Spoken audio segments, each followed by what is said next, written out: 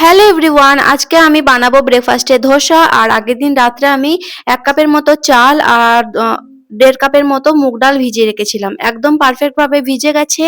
আর পানি ঝরিয়ে নিয়েছি। এরপর মিক্সার জারে সামান্য একটু পানি অ্যাড করে আমি কিন্তু একদম মিহি পেস্ট বানিয়ে নেব। ওকে। আর এই মুগ ডালের ধোসা কিন্তু খুবই হেলদি আর খুবই উপকারী। এমনিতে তো অড়হর ডালের ধোসাটা বানানো হয়, সেই ডাল আমার কাছে ছিল না, সেজন্য এই ডালেরই বানাচ্ছি। যে কোনো ডালেরই কিন্তু ধোসা বেশ ভালো বানানো হয়।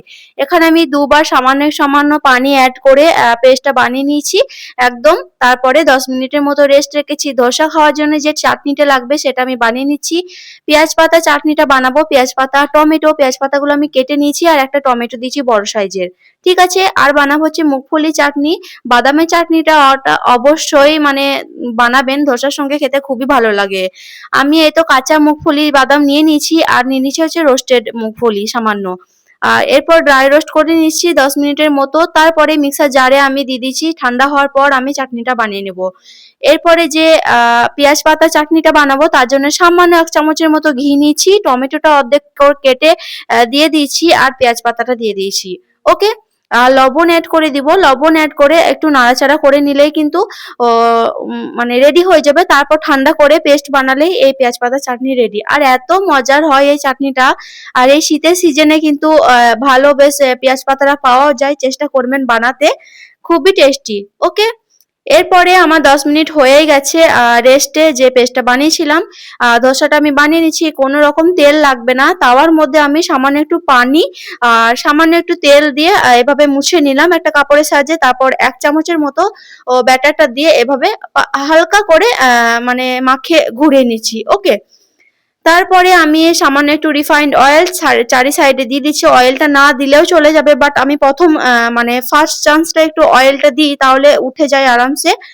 ওইদিকে আমার ততক্ষণে ধোসাটা হতে থাকুক আর এইদিকে আমি চাটনিটা বানানোর জন্য প্রিপেয়ারটা করে নিচ্ছি। আর এইদিকে যে ধোসাটা দেখুন কত আরামসে উঠে গেল, একদম ক্রিস্পি আর এত মজার হয় সত্যি।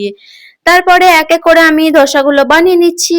আর মুগফলি চাটনিটা যেটা বানাবো ওই মুগফলির মধ্যে দিয়ে দিব হচ্ছে 2টো কাঁচা লঙ্কা, সামান্য লবণ। মুগফলি চাটনিতে বেশি কিছু লাগে না, সিম্পল ভাবে চাটনিটা করলে বেশি মজা লাগে।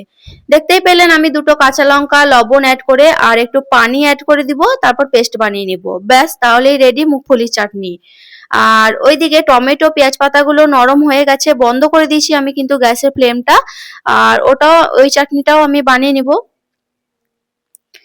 মুগফলি চাটনিটা হয়ে গেছে, আমি একটা কাটুরির মধ্যে ঢেলে রেখেছি। এরপরে যে পেঁয়াজ পাতা টমেটো চাটনি বানাবো, পেঁয়াজ পাতা টমেটো ঠান্ডা হয়ে গেছে, মিক্সার জারে দিয়ে দিয়েছি।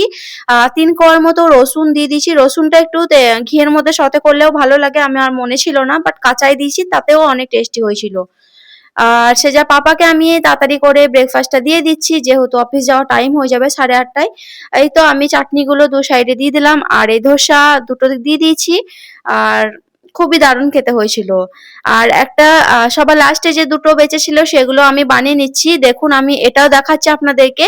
এর মধ্যেও আমি সামান্য একটু তেল দিয়ে দিলাম চারি সাইডে, তারপরে এভাবে তুলে নিচ্ছি। এত ক্রিস্পি হয়েছিল, আমি ভেঙে দেখাচ্ছি আপনাদেরকে কতটা সুন্দর। অনেকেই বলে যে ধোসা তাওয়ার মধ্যে চিপকে যায়। চিপকে যাওয়ার কারণ হচ্ছে তেল আর পানি দিয়ে ব্রাশ করেন না, সেই জন্যে একটু ব্রাশ করে নেবেন, একটু কাপড়ের সাহায্যে মুছে নেবেন, তাহলে আরামসে ধোসা রেডি হয়ে যাবে।